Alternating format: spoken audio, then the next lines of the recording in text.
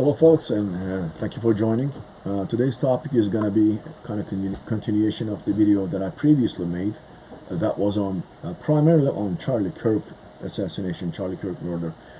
And on the same video I try to cover also try to touch base the murder that took place in Charlotte, North Carolina, the murder of Iryna Zarutska, the 23-year-old young woman from Ukraine.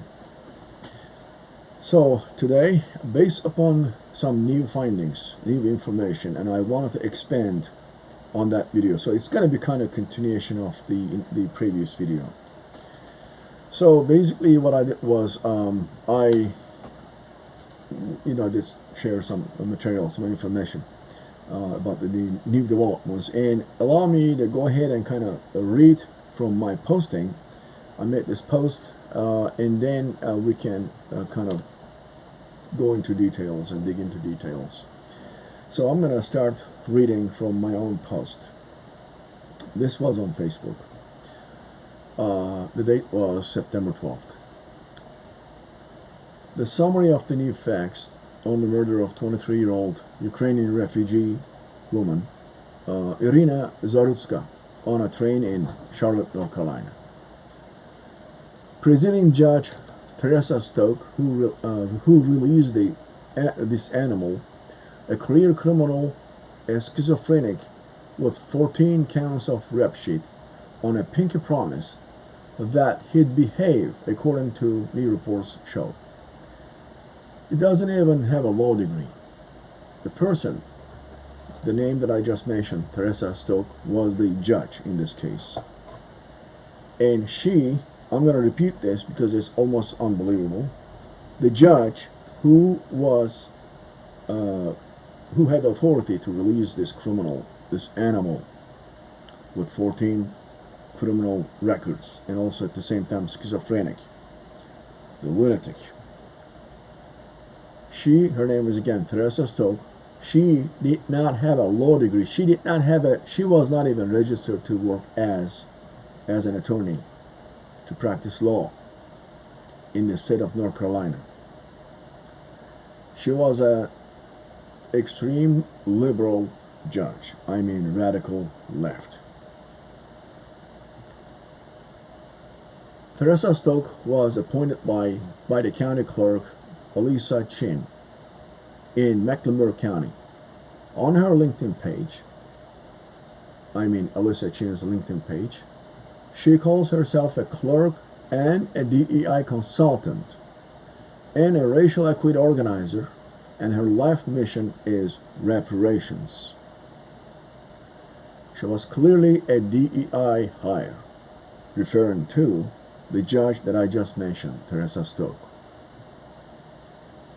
Teresa Stokes, with no law degree, who was nominated by Judge Carla Archie, who was the DEI champion of the year in 2019. Judge Archie was friends with Eric Holder. Who's Eric Holder? Eric Holder was Obama's wingman. That should kind of, also raise red flags here. That's how I said that, my posting. Does it start making sense? Judge Archie sentenced the person. That's a different case. It's just kind of explaining what kind of a judge he was, or she was. Judge Archie was, he sentenced somebody who shot 5 people randomly. Basically let him go freely after 1.5 years of imprisonment. 1.5 year of imprisonment is nothing for somebody who shot to kill. The good thing not every one of them died. I think they all recovered. Who shot 5 random individuals, just 1.5 year. So that kind of gives some opinion, some idea about this judge's catch and release, soft on crime kind of approach, which is based on the radical left's ideology and indoctrination about crime and punishment. This is a DEI court and have blood on their hands, is what I said on my post. So, Teresa Stoke, the judge who released the animal in public with 14 violent offenses, was not elected. She was not even an attorney. She did not have a law degree, but in a position of presiding judge due to DEI practices. Diversity, equity, and inclusion. There are lots of Soros organization fingerprints in this case that they found. There are receipts totaling up to $3.3 million that went to MacArthur Foundation, to Mecklenburg County in initiatives to get soft on crime prosecutions and prosecutors. With soft on crime judges, DEI incumbents in their positions, along with catch and release cycle, at the end of the day, the innocent people like Iryna pays the price, and the blood is on DEI, Soros, George Soros, and friends and their NGOs, non-governmental organizations under various different humanitarian sounding names. Most of them are LGBTQ related. In the short, basically, wokeism. So basically, I finished my posting saying, stop the wokeist sickness altogether. So I kind of try to read with a few commentaries within the lines, within the sentences about this incident. What prompted me to make this post on Facebook, and also now creating this recording, this video recording, to share with people, is basically reflecting my my amazement, and also how sick I am, like many people today, with this sick ideology, indoctrination, under very short name, briefly covering everything as wokeism, the radical left. So look at this. Is this first off, comprehensible? Is this really comprehensible? That the judge that was presiding officially, the term is presiding judge, on the case of this Ukrainian woman who was violently, viciously, and extremely senselessly was killed, murdered on the train when she was going home from work. All she did was to sit in front of that guy, and he did not even hesitate. He got up, stabbed her in the neck. She died in 20 seconds. And then what he said that later on, they found it's on the court records, that he said, "I got that white woman." I repeat, he said, "I got that white woman." If that doesn't tell you some kind of a racial component and racial hatred in this murder, what does it tell you that there was a racial hatred in this murder? So, I already talked about on my previous video on the specifics of this guy. I'm not gonna mention his name. It's not worth it, because he's a piece of shit animal. And so I'm not gonna mention his name, because that would be called, in my opinion, considered dignifying him. This piece of shit animal who did this, he said that explicitly, that he was motivated by racial hatred. With, again, 14 separate serious crimes, not just petty crimes, serious crimes. Kidnapping, battering, rape, all those things you can imagine. Schizophrenic, mentally extremely unstable person, yet the judge herself is black and extreme liberal, and who was in a position because of the DEI practices, let him loose on the condition that this animal said, I promise I will behave. The pinky promise, he said. He signed his name. He said, I will behave. He was loose in the public, and that's what he did.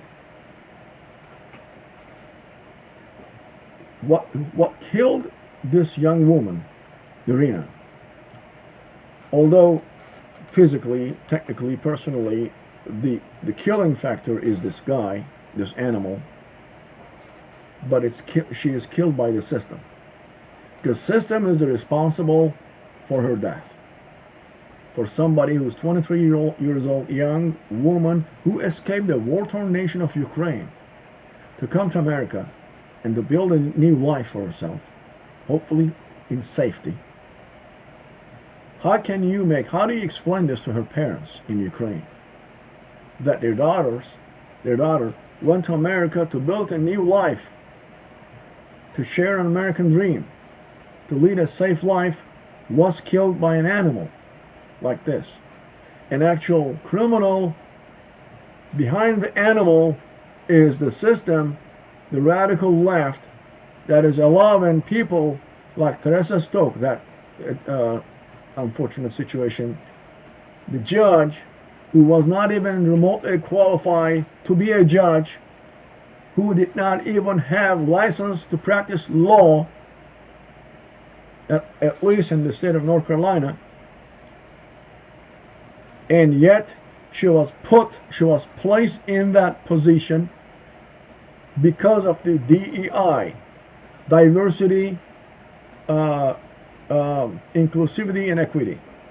Did I say it right? I'm sorry, DEI, diversity, equity, and inclusivity.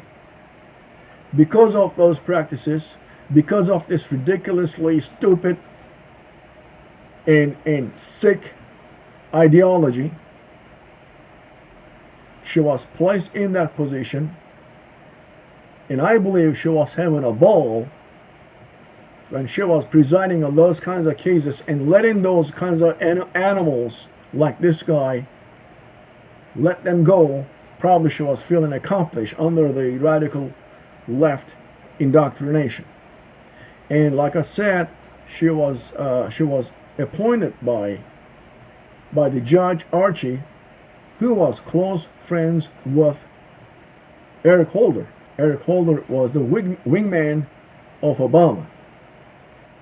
Because all these things, behind all these things, Obama administration has a lot of contributions, huge contributions, especially the DEI practices and anything that would be considered as part of the radical left indoctrination.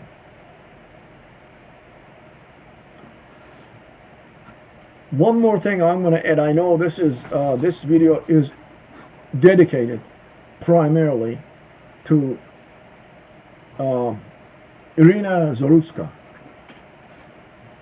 and God bless her spirit and all the power to her parents in Ukraine. One more thing I want to mention, because it's also related, which is as part of the sick radical left indoctrination, which is the trans movement. And for that one, I will bring example from where I live, from Minneapolis. It's been about 2 weeks there was a shooting in Annunciation Catholic School in Minneapolis, kind of southern part of Minneapolis. It was only about 12 to 13 miles from where I live. It's pretty close. So it was close home. And there was this sicko with lots of ammunition and I think 3 different weapons. He made arrangements prior to his actions, locked the doors and everything, and he started shooting. Unfortunately, 2 little kids, ages like 7, 8, 9, that range. 2 little kids were killed and close to 20 people were injured. The good thing is most of the people who were injured, some of them are a little lighter, some are more serious. They recovered or they're in the process of recovery. The reason why I mentioned that is this. This kid himself was a transsexual or transgender. And he himself, actually they found that as a fact. He himself, at one of his writings or postings or whatever, that he was saying, although he had to go through this process of, like trying to be like in the transgender process, was getting hormones and stuff and try to become like a woman, like a girl. He was extremely disillusioned with this process, and he realized that he was never going to be a real girl, real woman. And that created an enormous amount of depression in him. He was already sick to begin with anyway. I'm not saying this is the only reason, but this is also a part of it. This is another factor in his, process of being sick. The reason I'm saying that, this situation, this information that I just shared with you, that he was not only trans, but he was extremely disillusioned with his transgender change kind of a process. This news was not shared by all means, was not shared, and was almost entirely hidden by the mainstream media, which is in the service of the radical left, the liberal woke movement, because they don't want to share, they don't want people to know that. The reason I'm sharing this with you is this is one of those apparent reasons that people who are kind of putting themselves in this kind of process, the transgender and gender change, the sex change surgeries and stuff like that, they're basically starting an extremely dangerous journey. And if you look at the number of people, that is going all the way back to 2012. You remember the Colorado Columbine shootings. All the way back there, 2012, Columbine shootings. There are so many trans individuals who actually committed these crimes. Not one or two or three. Lots of them have been committed by trans individuals.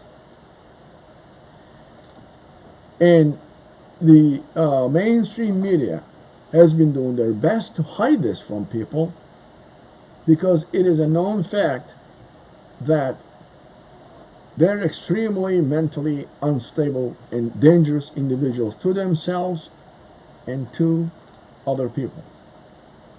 I wouldn't care if they're dangerous to themselves. To be honest with you, I don't care if they all kill themselves. I would say one less goddamn, virus eliminated. That's how I say it. But this is what they do. And that's why mainstream media, which is the puppet of the radical left, the wokeist and liberal indoctrination process, is trying to hide this information from people on purpose. And that's why I wanted to make this video, to share this with you. So, going back to again what I started saying originally, it was that murder that took place in Charlotte, North Carolina on the train. The judge who released that animal is the product of the same sick, wokeist ideology, indoctrination, just like that kid in Minneapolis about 2 weeks ago who basically fired at lots of kids in Annunciation Catholic School in the first day of the school. Thank you very much for listening to me. Stay safe and stay sane.